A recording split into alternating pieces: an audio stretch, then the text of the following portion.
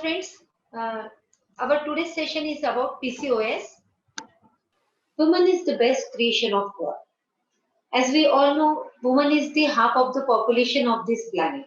And till now, God has really the best created one thing, that is woman. Delicate from outside but strong from inside. Woman is a delicate creature with strong emotions who has been created by the Almighty God to shoulder responsibility for educating society and moving towards perfection. God created woman as symbol of his own beauty and to give solace to her partner and her family. See, God must have found the woman as more responsible. That's why he gave the duty of motherhood or responsibility of motherhood to the women only. But to balance this world, we need both Adam and Eve. To balance this world, we need to reproduce. And for this reproduction, a lady has to undergo so many changes. The first change in her life is, the first milestone is puberty. The attainment of puberty in the human female is indicated by the establishment of menses and the epoch at which she fully enters on that general development and growth which terminates being capable of bearing children. The mind too, as well as body, acquires a rapid growth, the mental capacity is enlarged, the imagination becomes more vivid, and the nervous system exhibits a heightened sensibility. You see, when we are in the puberty, we feel or we undergo a lot of hormonal changes. And these hormones are responsible to making us stand in front of the mirror half of the day. So, not only physical or mental changes, but at emotional pain or at emotional plane or in your dreams, there are lot of changes. A patient become dreamy. Then, second milestone is menstruation. It consists of monthly exudation from the womb and the average quantity being from 180 ml to 200 ml at each period. This is the toxicity of the body, which body just want to throw out. The duration of menstrual period varies person to person, the most common being from 4 to 5 days, and the normal is 4.5 days, as we all know. PCOS is a condition that affects a woman's hormones level during her reproductive age.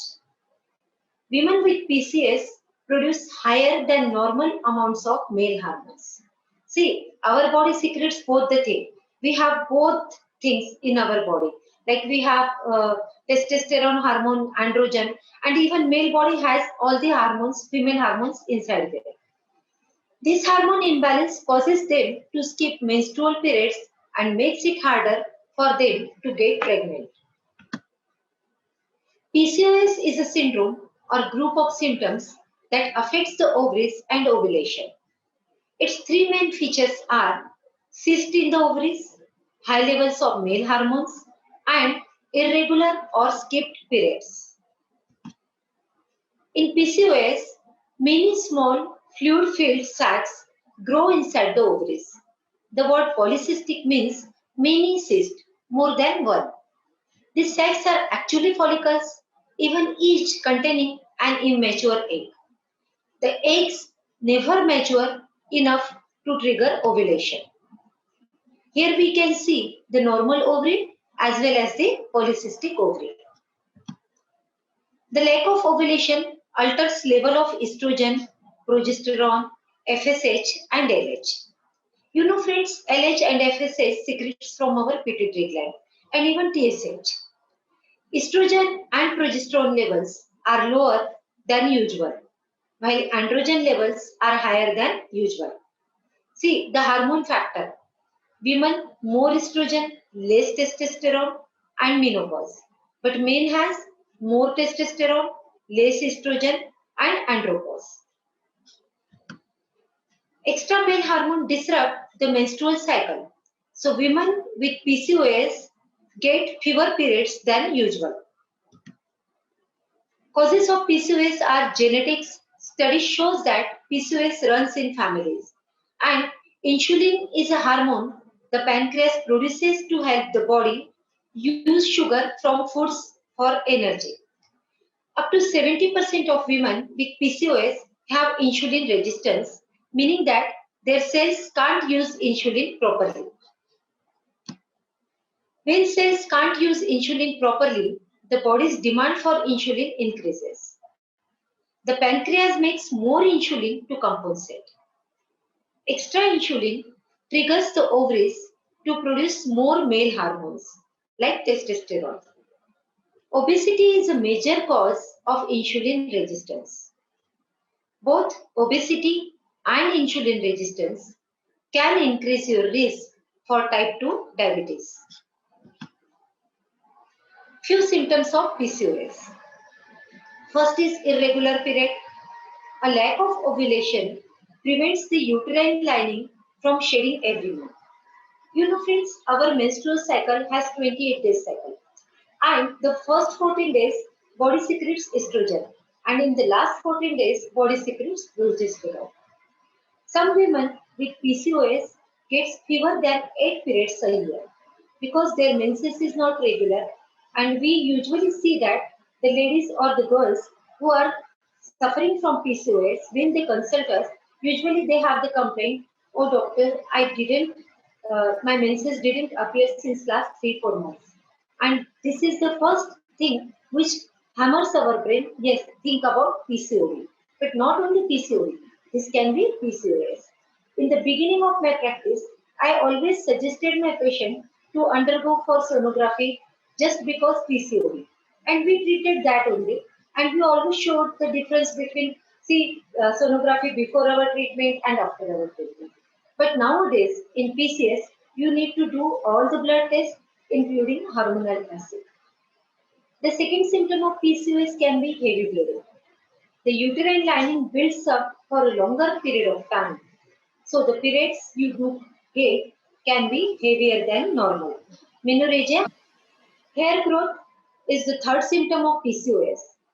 More than 70% of women with this condition grow hair on their face and body, unlikely on the unattractive places where we do not want them to grow, including on their back, belly, and even on the chest.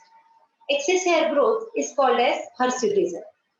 Here we can see this is the this patient must be suffering from PCOS because you can see the hirsutism here. Then the next symptom is acne. How it happens? When our body secretes progesterone, due to this progesterone, our skin becomes heightened and it secretes more sebum. And when this sebum come out from the skin through the pores and the bacteria get attracted towards this sebum, they convert it into the acne. Acne.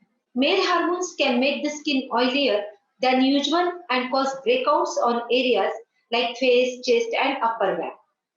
The next symptom is weight gain. Up to 80% of women with PCOS are overweight or obese. Male pattern baldness.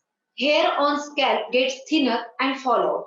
It is very obvious at the age of menopause also because after menopause, see, our body secretes less estrogen and progesterone, which is really responsible for the hair growth. That's why hair fall is very common at menopause or after menopause, but it is not common before menopause. If it is there, then it must be associated with PCOS. Then the next symptom is headache. Hormone changes can trigger headaches in some women. Then darkening of the skin. Dark patches of skin can form in body, creases like those on the neck, in the groin and under the breast.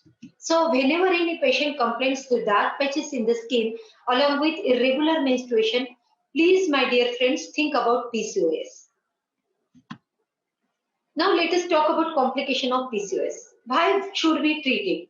Because if we won't treat it within a correct time frame, then we have to face the complication. The important complication because of PCOS is infertility. To get pregnant, you have to ovulate.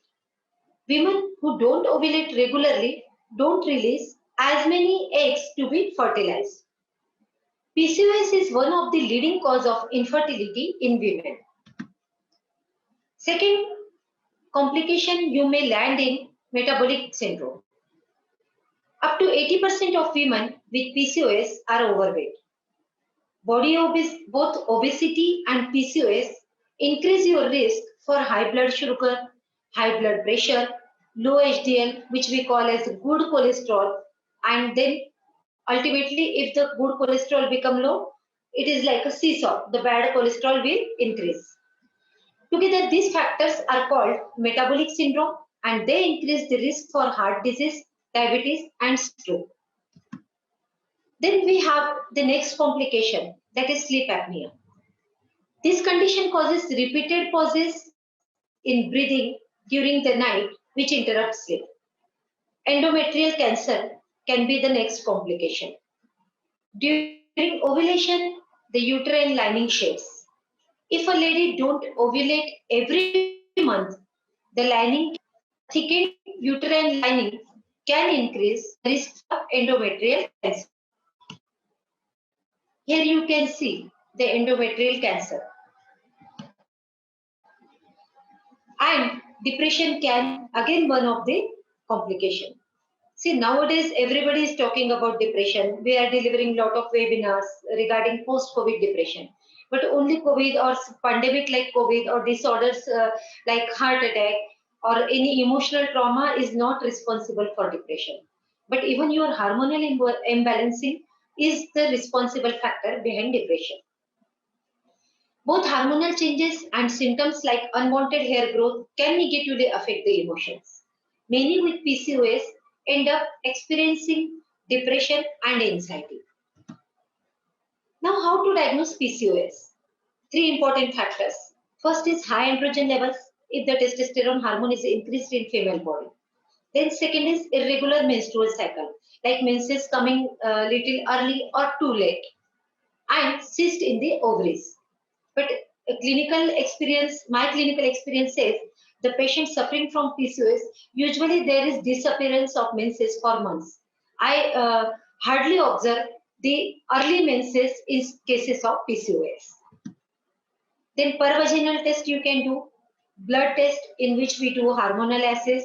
In hormonal assays, we suggest the patient to test testosterone, prolactin, progesterone, estrogen, then FSH hormone, LH hormone, and along with that, we suggest the patient to go for the serum calcium test and serum insulin test. And last is ultrasound.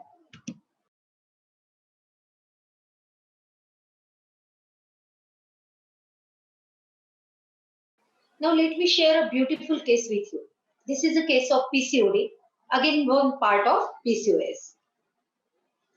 A 20 years old girl visited me in October 2017 for PCOD. She had profuse, long-lasting, painful menses with frequent contraction in uterus. Sometimes menses appear only in 15-16 days. She suffered vaginal discharge for long period after menses. Her mother told this vaginal discharge means leukorrhea. Her mother told she does not like to mix or talk with everyone. She spends her time more with her laptop, playing games or watching movie and making her room. She can things. Nobody can touch her belongings without her permission. She is self-willed, cannot endure the slightest contradiction. Here we can see the superego of the patient. She wakes late in the morning and then sits up in the toilet for a long time. She has unsatisfied stool and sometimes has to go 2 to 3 times in morning. She cannot adjust at relatives' place as she wants everything as per her comfort. She loves branded clothes, perfume and watches. She gets offended easily. She blames others easily but never accepts her mistakes. She cannot say sorry. She loves perfectly prepared food with very tempting smell.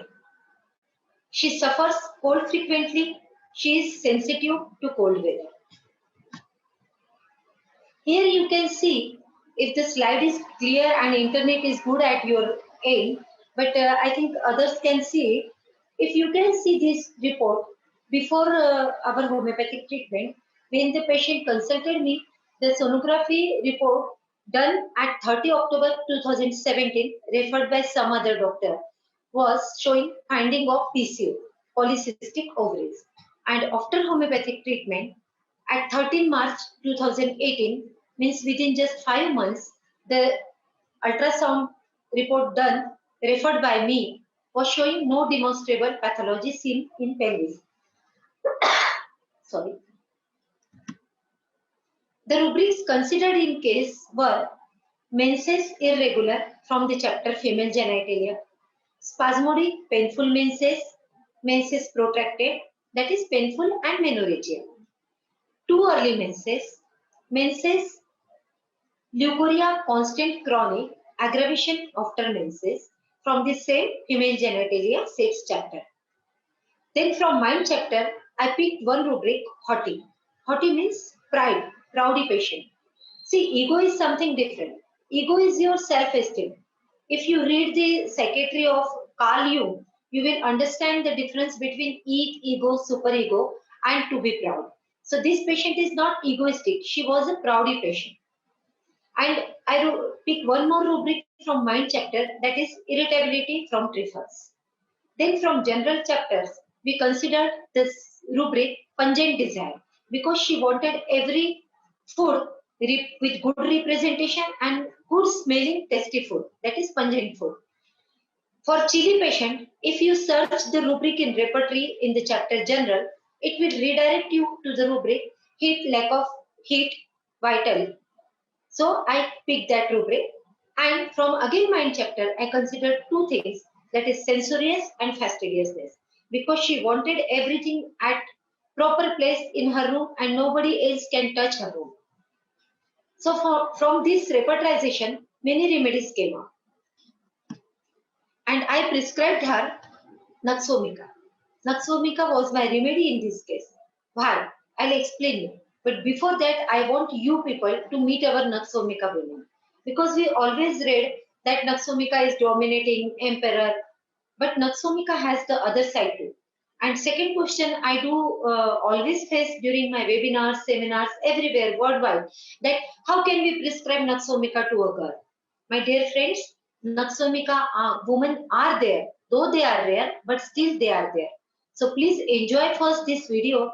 It will give you the idea about Naxomica, and later on I will explain why I gave Naxomica to this girl. Just enjoy this video. Sir, I am Assistant Vice President of the bank. Wow. I can't believe it, sir. Thank you so much. Guess what? What? ये क्या है? अरे बाबा, मुझे आज promotion मिला है. Wow! Incentive award, what not? Really, Tanvi? Congratulations! Hello, Dad. Hi. Hi. Dad, that's one good news. Good news. Yeah, I'm going to be a father. Oh, Nikhil, congratulations. मैं तो दादा बनूंगा.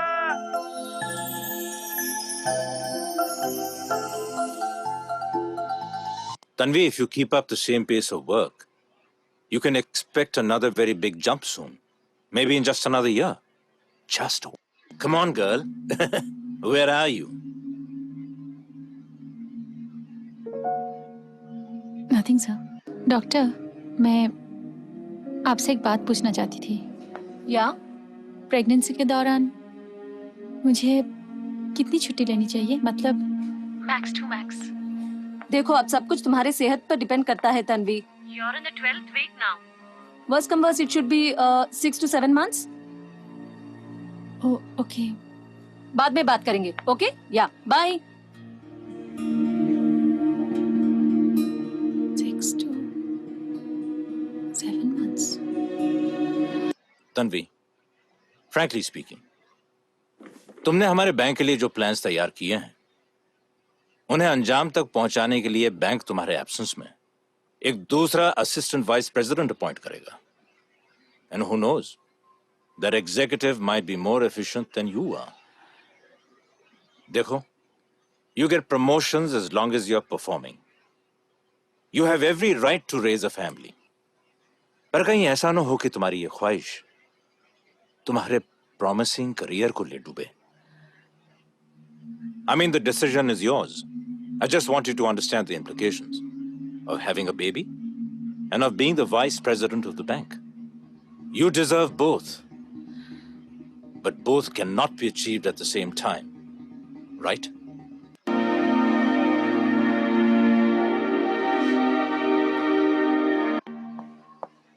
Hey Tanvi, you know what?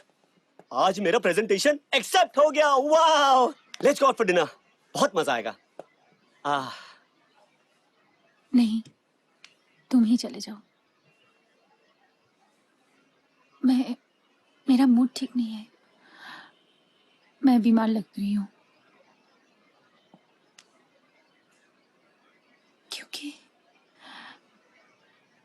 क्योंकि क्या? आज मैं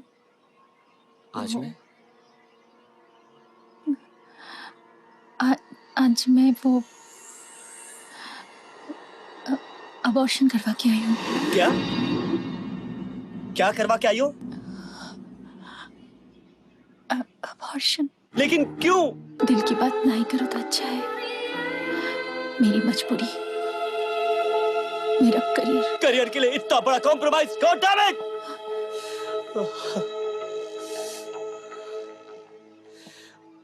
So friends, did you see here? This is our Naksomika lady who can sacrifice her family, who can sacrifice her baby for the career. A very high ambitious lady. Just wait, I'm changing the slide. Okay. Now let me explain you about Naksomika women. Naks women are rare, but they do exist. Most become careerists and excel in their chosen field, like we have Margaret Thatcher. The Naks woman is decidedly more masculine than most and has little time for frivolities like gossiping and reading women's magazines. Like the Naks man, she is usually very concerned with establishing her power base. Those Naks women who do not have a career often become bitter and frustrated and turn their attention to manipulating whatever power they can from their associates and family. Naks people of both sexes are born to lead and do not do well when they are denied the chance. The homeopath who is faced with a tough career woman in the consulting room must choose between Naksomika, Ignatia and Natremure in the name. Naks is not a sentimentalist, unlike the other two. She has not become hardened as a response to emotional pain, and hence her actions tend to be less reactive than those of the Nitramure and Ignatia. The tough Nitram and or Ignatia career woman tends to be very defensive when criticized. The Naks woman may become angry when criticized, but her anger is not mixed with fear, and like her male counterpart, she will either ignore her opponent or crush him. In deciding between these three types, the homeopath may do well to inquire into the childhood personality. Here the emotionality and vulnerability of Natram and Ignatia usually becomes apparent in contrast to the calm determination of Naks girl. So we have the Naksomika women, and you saw the changes within 5 months. I could give the result in the case of PCOD. And this case of mine has been published by hpathy.com. This is the link for that. I'll share it later on the session. Now coming back to PCOS. First of all, let me explain you about PCOD. PCOD causes increase in the level of insulin in the body. The people having more insulin level in the blood has tendency towards obesity. Homeopathic medicine should be given to maintain the insulin level, which can reduce the weight also. Cortisone 200, one dose when menses absent in young girls with insulin fluctuation is advisable here. PCOD is one of the causes for frequent abortion. The lady with PCOD is more prone for uterus cancer after the age of 40 years. Second complication, as I told you about PCOS, is of course infertility. Infertility is a major issue in society and a difficult situation for a couple. Homeopathic approach to enter in cases of PCOS. To enter in case, sometimes we value the essence, sometimes the totality, that is our constitutional remedy, and sometimes it is the keynote symptom, that is PQRS. See, every patient is a new patient. Hahnemann mentioned this in aphorism 83. So, approach should be different with every patient. Your mind should not be biased that this is the particular approach which I want to apply in every case. See, you cannot put your feet in Cinderella's shoe. Everybody has different size of foot. So just try to understand this thing. For example, if a child has shyness in appearing people, hides himself in presence of guests, this shyness is the essence of child, running throughout his behavior. The remedy can be Baratakar. If we have this shyness, along with embarrassment and weeping disposition as the totality of the particular child, then the remedy can be Pulsatilla, Ignatia, and China. If we have a strong keynote like desire for candies and rasgulla, which is very intense sweet dessert, then we look the rubric desire for dentists or delicacies as a keynote. The remedy can be Argentum nitricum, Sacrum officinale, or tuberculina. See, we consider all the physical desires like desire for sweet as a physical general. But when this desire become a craving, that patient is not able to survive without sweet, and in the midnight he is getting up from the bed and searching the kitchen for to find out some sweet. And if he doesn't get any sweet, he just prefer to eat some bonvita or sugar. Then we can consider this symptom as a mental rubric because now it has become the craving. It is not just a desire.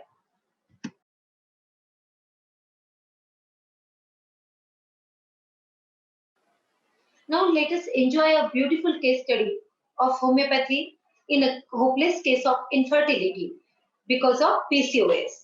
In PCOS, we usually suggest the patient to get done the AMH test.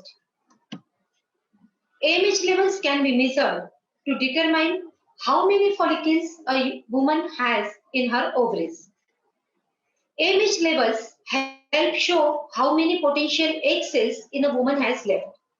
Low levels of AMH may be related to primary ovarian insufficiency and high levels of AMH may be due to PCOS.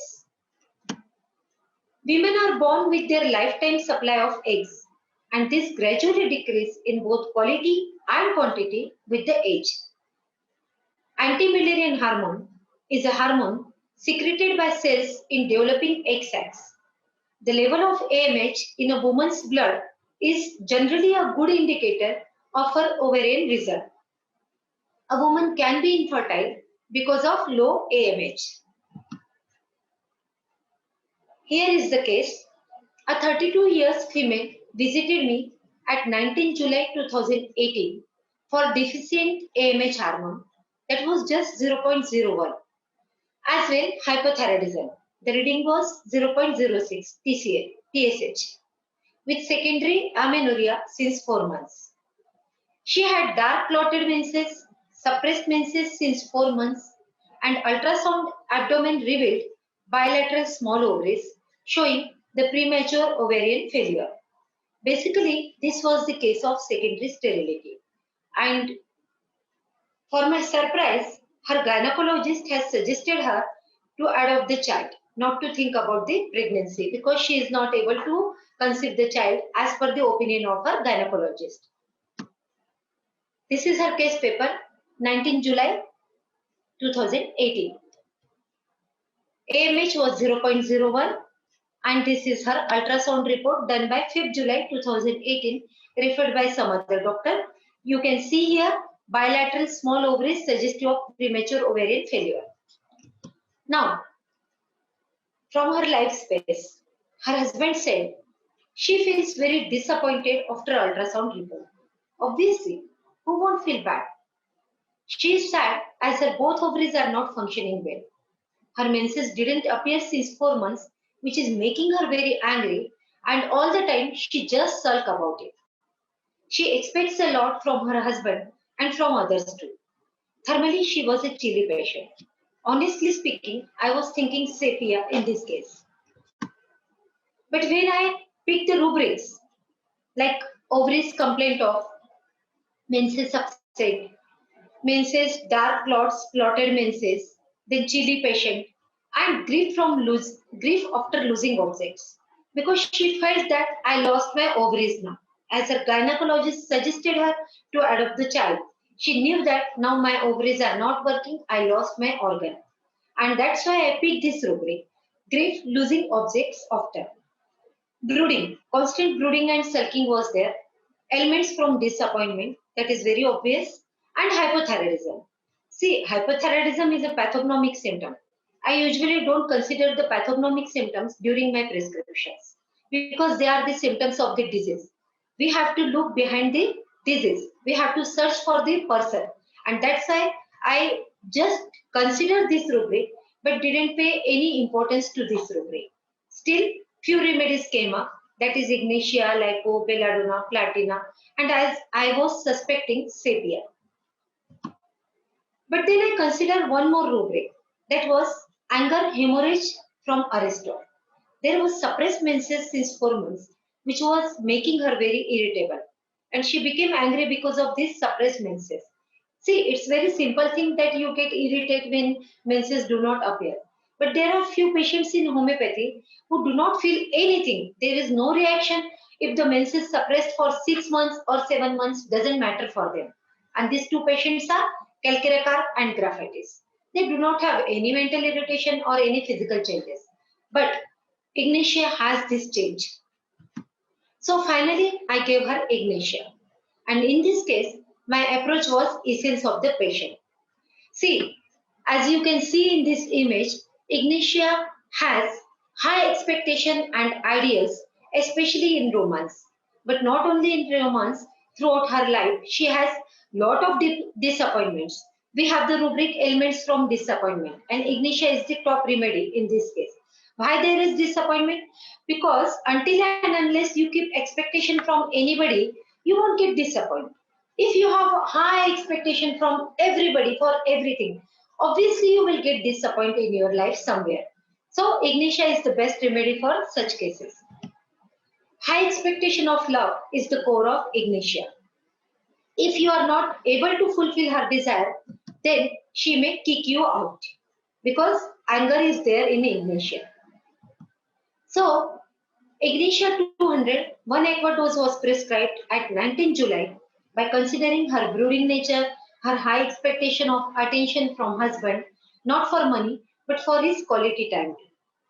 And Thyroidinum 30 was used as per the need of the case in further courses because already the patient was suffering from hypothyroidism, one reason, and second, thyroidinum is very good sarcode. It always supports us in cases of PCOD whenever there is suppression of menses because of without any pathology. If there is no pathology and no major pathology in the body, still the patient is suffering from hormonal imbalance. Then we need to balance her organs and hormones. For that, we need to put some sarcodes.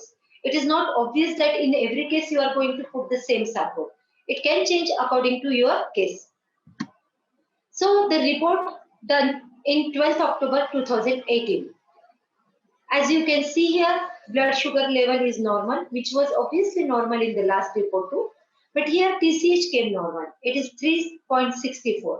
Previously it was 0.06.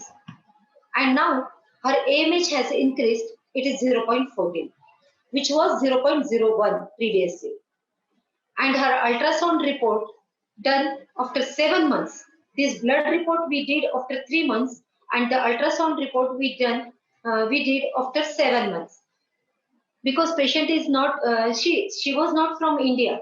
She was the patient from abroad, and when she visited back to India, then I suggested her to undergo for this test. And as you can see here, no significant abnormality is detected. All the reports are normal. Ovaries are back to normal. Now, no premature bilateral ovarian failure was there. Just within 3 months, her AMH level increased from 0.01 to 0.14 and TSH level from 0.06 to 3.64 with homeopathic medication. And menses reappeared and regular. Till now, she is fine and she conceived later on. Now, I just wrote here, now who will stop her from being pregnant? But it was an old case, that's why I mentioned here. Right now, she is pregnant. So friends, here I am with some rubrics for you to just to help you in the cases of infertility or PCOS.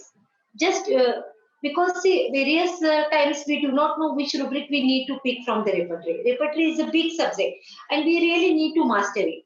But how will we master it? We need to read repertory every day, at least 1 or 2 pages. Read one drug of Materia Medica every day, 2 pages of Organon every day, and 2 pages of repertory every day. Random pages. Start from anywhere and end up anywhere, no problem. So here are few rubrics to help you. We have one rubric. If there is infertility due to copious menstrual flow, then you have 14 remedies. If the menses infertility is due to copious menstrual flow along with too early menses, then we have only 2 remedies, that is phosphorus and sulfur.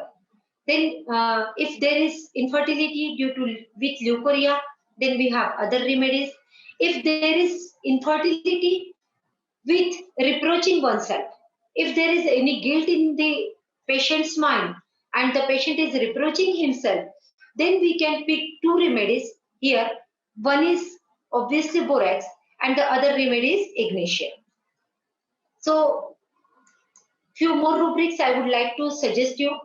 If there is atrophy of organs, then we have this rubric, atrophy of ovaries, one rubric, and infantilism of genital. Like if you have a case of hypoplasia of uterus, then where are you going to search it? Sometimes it is not mentioned in the repertory. Then we can consider this rubric, infantilism of genitalia. For that we have the beneficial remedies like iodinum, conium, oveninum, baritacar, and baritamur, etc., etc. Then if there is infertility due to advancing maternal age, then only constitutional remedy you can prescribe to your patient. If infertility or PCOS is there along with the endometriosis, then we have 12 remedy and the top remedy in such cases is xanthosylum. There is a typical pain in xanthosylum, begin from backside of the lumbar region, travel through hip and then is settle in your thighs. So with numbness, so you can prescribe xanthosylum in such cases. Then if there is ovulation, tubal occlusion or hydrosalpinx, or we can say the inflammation of fallopian tubes, then we can consider these rubrics, hydrosalpingitis, oviduct inflammation, or oviduct or chronic oviduct inflammation, as mentioned here in the chart. And we have very good remedy, gelsemium, for this. You know, friends, gelsemium even is a good remedy for rigidity of os. You can induce normal labor by giving gelsemium if there is any rigidity of the os. You do not need to land for cesarean section immediately. When I was student in my college days, we only knew gelsemium for examination funks and stage fear. But gelsemium is very good remedy and I cured a very beautiful case of bipolar depression with gelsemium, which is present there on hpathy.com and few other reputed journals also. Soon I will share it with Ishmit also.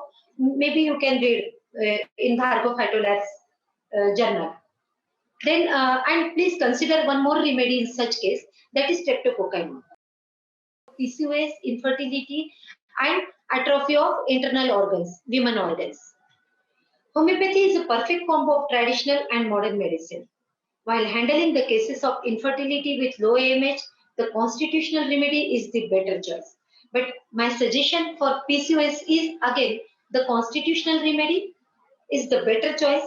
But if you get any PQRS symptom in your patient, for example, if the lady is giving lot of history to you and you have such a big file of her investigation, all types of reports done there, but if there is any characteristic symptom like there is fear of height along with strong desire to eat sugar, and she is searching sugar to eat after midnight by getting away, you can think about the miasm sora and you can prescribe either argentum nitricum or sulfur in such cases. Exact approach in PCOS should be, first of all, be unprejudiced, observer, observe what is there. Don't think what I have seen in the last case, and don't compare two cases. No, just observe what is there exactly. On the particular day, the particular patient, what is telling you is important, and your prescription should be depend only on that thing. First. Second, PCOS is a complex multi-miasmatic disorder, and hence single remedy is not sufficient. Choice of unicism or pleurisism depends on the present condition. Intercurrent sarcodes, nosodes, and antimiasmatic must be used as per requirement because nosodes and sarcodes work as a catalyst and they will speed up your constitutional remedies action. Approach as per individual case because flexibility is the key. So as much as you bend yourself, as much as you bend your neck to learn something new, you will get everything good. You will get so many things from the universe. You will feel that universe is showering the knowledge on you.